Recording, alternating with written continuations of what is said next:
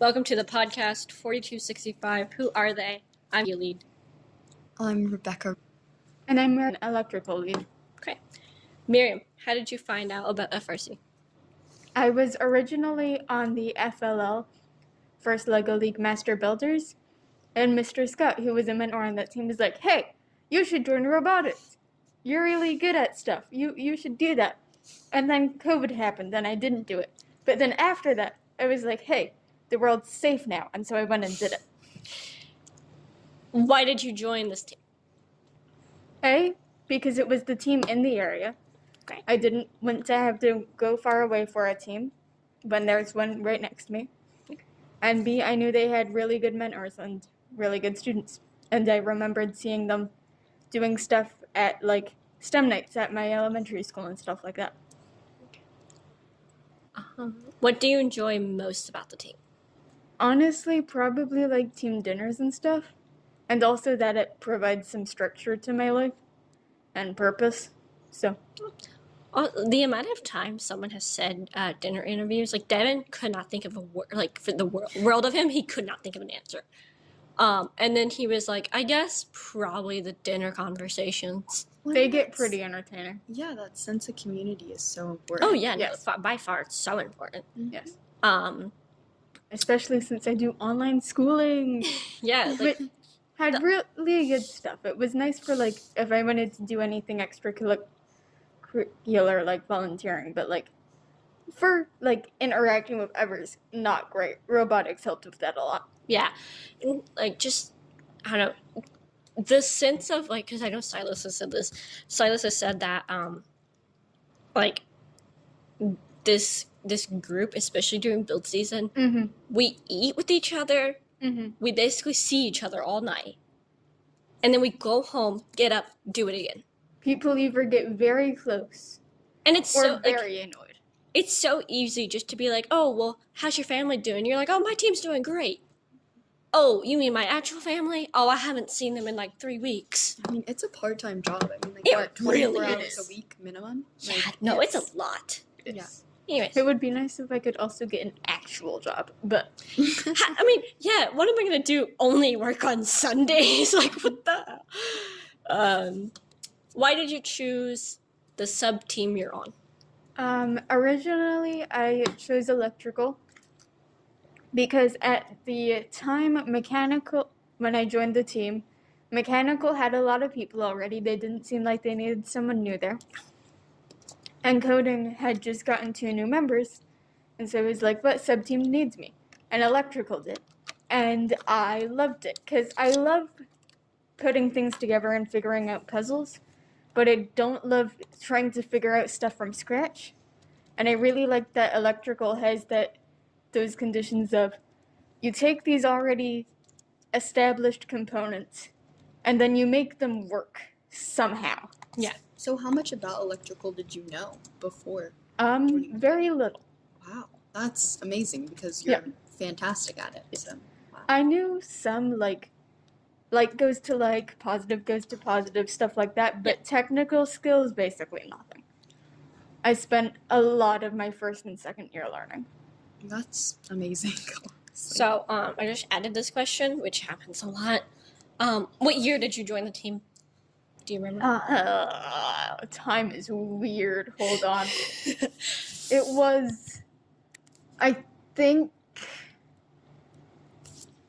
it was the summer, either, I think 2021, maybe 2020. I don't know. It's around there. I joined during the off season. Okay. And I've been for 2 seasons, and this is my 3rd.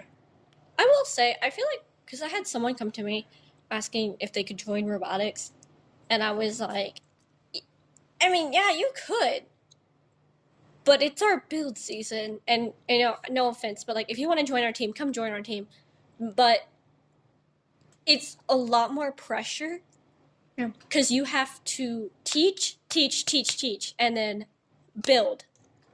And then by the end of the week, I mean, our leads would be exhausted. I will say, there's pluses and minuses to both.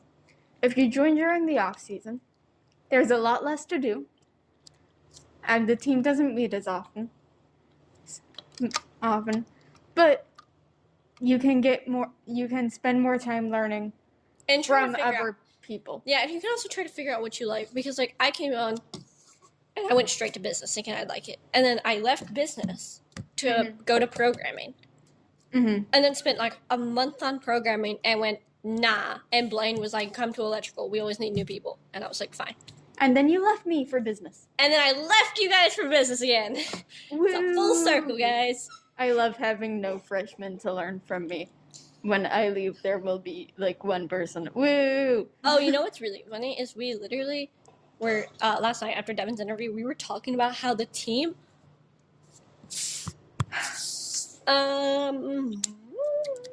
where do you see yourself going on the team or after the team? All right. Well, this is going to be my last bald season with the team. Yeah. Because We're very sad. and this Shattered. upcoming fall, I'm going to Tennessee Tech. Woo! Oh my gosh, college! Wow. So obviously, I'll be at college trying to learn stuff like that. Hopefully, I'll be able to, if not mentor, then volunteer at FRC events and stuff like that, because I do love it. What But about your major in college? What are you majoring in? I'm majoring in civil engineering. Well, what's Yeah, that? hopefully I'll... No, it's engineering. Why do we have civil in it? Okay, so civil engineering is like engineering for like infrastructure and things like Oh. that, kind of. My bad. I've It's never a bit heard- more broad than that. Honestly, the main reason I'm going into it is because I think I might like it, and if I don't, I can apply a civil engineering degree to like a lot of different types of engineering. It's very like broad and stuff. Yeah. So good starting point. Everything under one umbrella. I like it.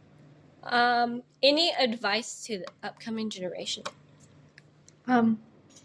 Don't be afraid to ask questions. It's very easy once you become more experienced to forget the little details of like what hurdles you had to overcome as you got to where you are. And also it's hard when you already have a lot of responsibility to put a lot of time and effort into teaching someone who doesn't seem interested. So just taking initiative to reach out and be like, hey, can you teach me this? Can I learn this? Sometimes you might get a no, I'm busy right now, I'm sorry. But if they teach you something like even half of the time, although realistically it'll be more than that, then you've learned. Also, we ran into this problem during the off season. Yep. Of kids coming to our shop and being like, "I'm being forced to be here." Did y'all? Julian and his friend, I think, said that, and I was like, "That's sad. That's like Yeah. that's kind of sad. Like, why are you gonna like? Don't. I will say, Get your kids into something, but get your kids into something they want to be in. it's That's my advice to the upcoming generation. You're welcome. it's hard to get invested into something you feel like you're forced into. Yeah. But if you're going to be forced into something, robotics is very option. broad. It's a great option. Yeah. There's a lot of different applicants. Yeah, no, there is. I'm not to it. like offending you're- robotics in any way. I'm just saying, Yeah. don't force your kids. So that's my advice to the upcoming generation. The upcoming generation don't have anything to do with that. They're the ones being forced. You're talking to the parents. That's fair. You're Hey, right. parents! Kidding. We love you, parents. Thanks for sacrificing your kid to us. Catherine, I didn't mean sacrifice. That. the only thing they're sacrificing is their time, Well, yeah. Okay. which is a good investment because is. A, it looks great on resumes, and B, you get tons of critical thinking. Yeah, That's a and good B, one. you get tons of actual experience. Actual experience and critical thinking, like Yeah. it's pretty good. And also, competitions are hype, man. They're They great. really are. The competitions are great, especially Yeah. for media. Taking Yes. media at a competition is hilarious. I'll never forget my first competition. My first competition was Electric City. Oh, And it was just after like COVID restrictions had ended and stuff. It was one of the first competitions in person again. and it was so hype. They had like a crowd robot, and there were dance parties, and there was like super loud music. There was a lot of dancing in that competition. There was, honestly, the hype was on par with Worlds, which is saying something. Yep. Because Worlds hype is like hype. Like, no, just taking videos and pictures for Robo Rodeo, like, it was like, it's a different vibe. Yes. Like, you don't get that vibe in the shop. No, it's a total different vibe. Robo Rodeo is so small. It's like, imagine that, like, what, 10 times? For Worlds, at Yeah. least. Oh my gosh, Worlds is crazy. I visited last Worlds. I made a goal to visit every single pit.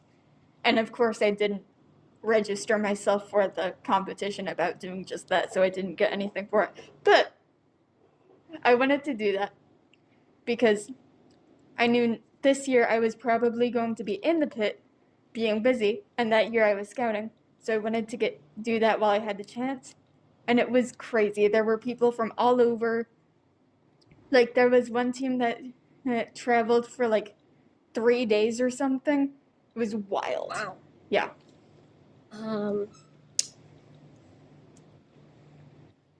What is the hardest part about being on the team? Honestly, like the time and also the brain power That's fair. is extremely fulfilling when it finally pays off. Oh, yeah. You know the one. But until the competition where everything pays off, a lot of time and effort and energy goes into both like making the robot and stuff, but also managing other people, communicating, like figuring out the logistics of how you're going to get there. Stuff like that. And it just takes a lot of brain power, especially if you get into one of the higher up positions where you start having to manage younger students and stuff like that. So I will say, when I put that question down, you know what I thought I was going to get? what? The late nights. Oh no. But See, that is the only one I haven't heard. Devin and Reed both said communicating, Mm-hmm. and you're saying the time. I forgot what Silas said. But like, I was like, that's just, wow. Let's be honest. We're all in middle school. Not High middle school, High school? Sorry, time is weird. Time is weird. Yeah. But our circadian rhythms are out of whack anyway. If we weren't at robotics, we would be scrolling on our phones endlessly. Yeah, that's fair. So, also, I did online school, so like I could just shift my schedule so I sleep in later and work on school later. So like, Why do you keep coming back to the team? Besides like your responsibilities, like you have to, but like yes. I don't go to in-person school, so like a lot of my connection with peers my age comes from this. And B, out of a sense of like responsibility and care, I want the team to continue to thrive and help younger students like it did when I first joined. And C, for the connections. it's fair. Yeah, no. Last question. Not even a question. Anything I missed or stories you want to tell? I don't think so. All right. Well, thank you, Miriam. Yeah, thank you. Woo, talking. All right. And this has been Who Are They podcast with Catherine, media lead. Rebecca, financial lead. And Miriam, electrical lead. Goodbye. We will see you guys in the next interview.